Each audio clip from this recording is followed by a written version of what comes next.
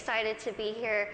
I kind of want to tell you a little bit more of the, I don't want to say basics, because we don't really know anything about my syndrome. I was born with this very, very rare syndrome that only 2 other people in the world, including myself, that we know of, have. Basically, what this syndrome causes is that I cannot gain weight. Yes, it does sound as good as it is. I could eat absolutely whatever I want, whenever I want, and I won't really gain any weight.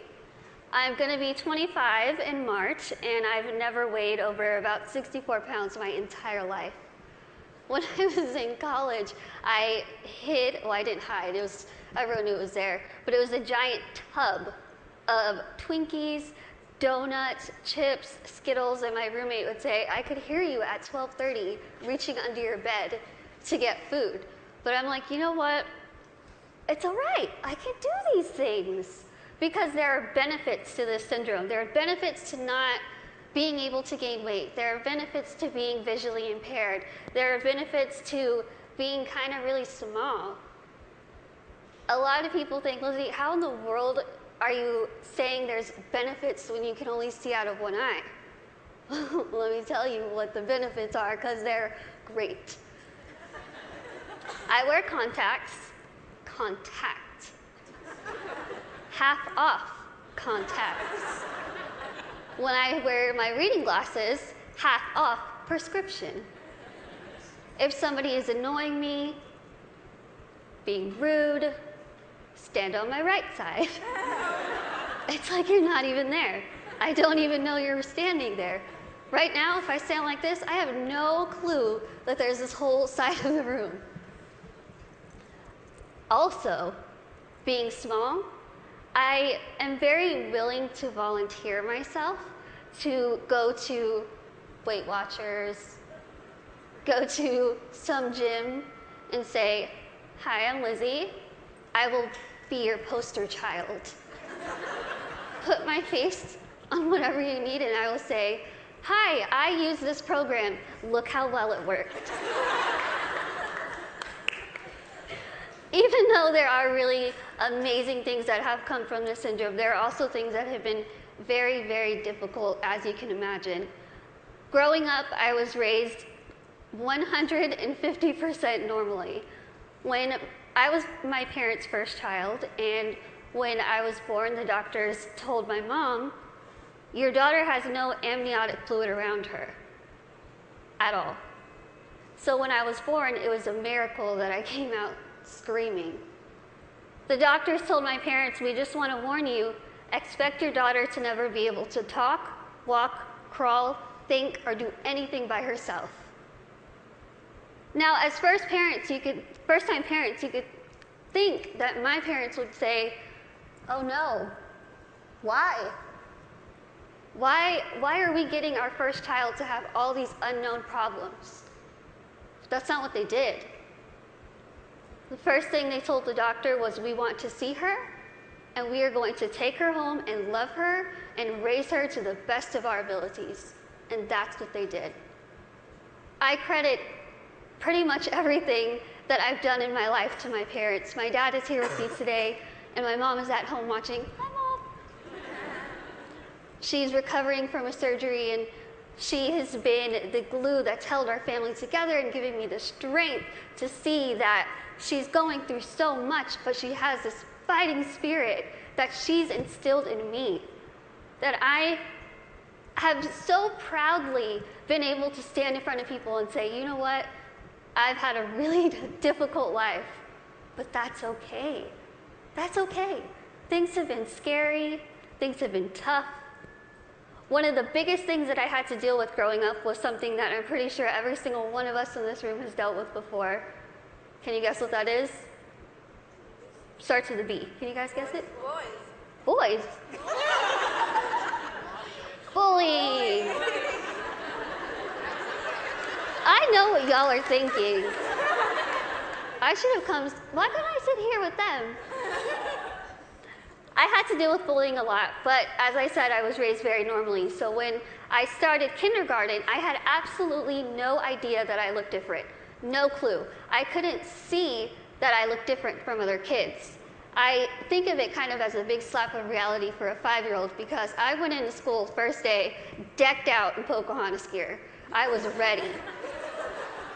I went in with my backpack that looked like a turtle shell because it was bigger than me, and I walked up to a little girl, I smiled at her. She looked up at me like I was a monster, like I was the scariest thing she'd ever seen in her life. My first reaction was, she is really rude. I am a fun kid and she's the one missing out, so I'll just go over here and play with blocks or boys. I thought the day was going to get better, and unfortunately it didn't. The day kind of got worse and worse, and a lot of people just wanted to have absolutely nothing to do with me, and I couldn't understand why. Why? What did I do? I didn't do anything to them. In my mind, I was still a really cool kid. So I had to go home and ask my parents, what's wrong with me? What did I do? Why don't they like me? And they sat me down and they said, Lizzie, the only thing that's different about you is that you're smaller than the other kids. You have this syndrome, but it's not going to define who you are.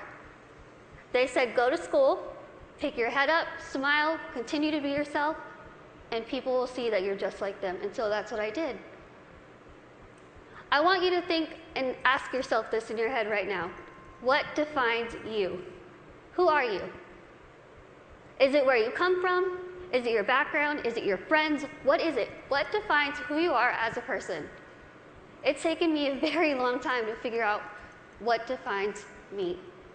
For so long, I thought what defined me was my outer appearance. I thought that my little tiny legs and my little arms and my little face was ugly. I thought it was disgusting. I hated when I would wake up in the morning and I was going to middle school and looking in the mirror, getting ready and thinking, can I just scrub this syndrome off? It would make my life so much easier if I could just scrub it off.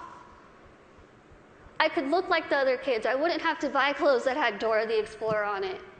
I wouldn't have to buy stuff that was bedazzled when I was trying to be like the cool kids. I would wish and pray and hope and do whatever I could to pray that I would wake up in the morning and I would be different and I wouldn't have to deal with these struggles. It's what I wanted every single day, and every single day I was disappointed. I have an amazing, amazing support system around me who never pity me, who are there to pick me up if I'm sad, who are there to laugh with me during the good times, and they taught me that even though I have this syndrome, even though things are hard, I can't let that define me. My life was put into my hands, just like your lives are put into yours. You are the person in the front seat of your car. You are the one who decides whether your car goes down a bad path or a good path. You are the one that decides what defines you. And let me tell you, it could be really hard to figure out what defines you. Because there are times where I would just get so annoyed and frustrated, and I don't care what defines me. When I was in high school, I found a video, unfortunately, that somebody posted of me, labeling me the world's ugliest woman. There were over 4 million views to this video, 8 seconds long, no sound, thousands of comments. People saying, Lizzie, please, please just do the world a favor, put a gun to your head and kill yourself. Think about that. If people told you that, strangers told you this. I cried my eyes out, of course, and I was ready to kind of fight back, and something kind of clicked in my head, and I thought, I'm just going to leave it alone. I kind of started realizing that my life is in my hands. I could either choose to make this really good, or I can choose to make this really bad. I could either be grateful and open my eyes and realize the things that I do have and make those the things that define me. I can't see out of one eye, but I can see out of the other. I might get sick a lot, but I have really nice hair. Thanks. You guys are like the best little section right here. I lose my train of thought. Okay, where was I? Hair. Okay, thank you.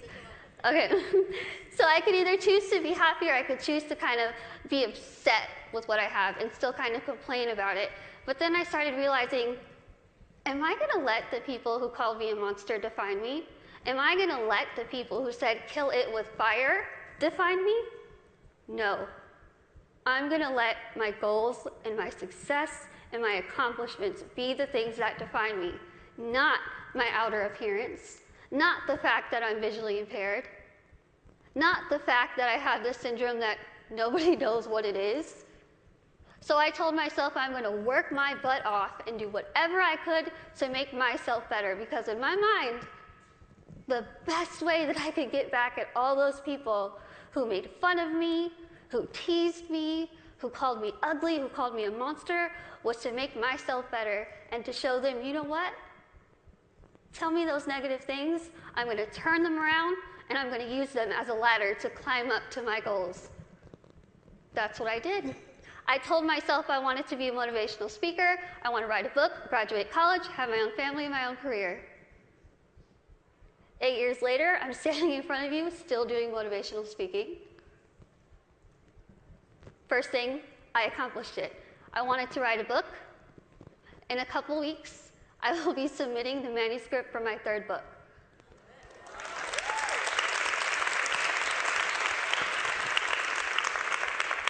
I wanted to graduate college, and I just finished college.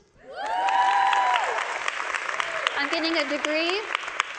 I'm getting a degree in communication studies from Texas State University in San Marcos, and I have a minor in English. I really tried to use real life experience while I was getting my degree, and my professors were not having it. But I wanted to have, lastly, my own family and my own career, and the family part is kind of down the line. My career part, I feel like I'm really doing well with it, considering the fact that when I decided I wanted to be a motivational speaker, I went home, I sat in front of my laptop, went to Google, typed in how to be a motivational speaker. I'm not even joking. I worked my butt off. I used the people who were telling me that I couldn't do this to motivate me. I used their negativity to light my fire to keep going. Use that. Use that. Use that negativity that you have in your life to make yourself better, because I guarantee you, you will win. Now, I want to end with asking you again. I want you to leave here and ask yourself what defines you. But remember, brave starts here. Thank you.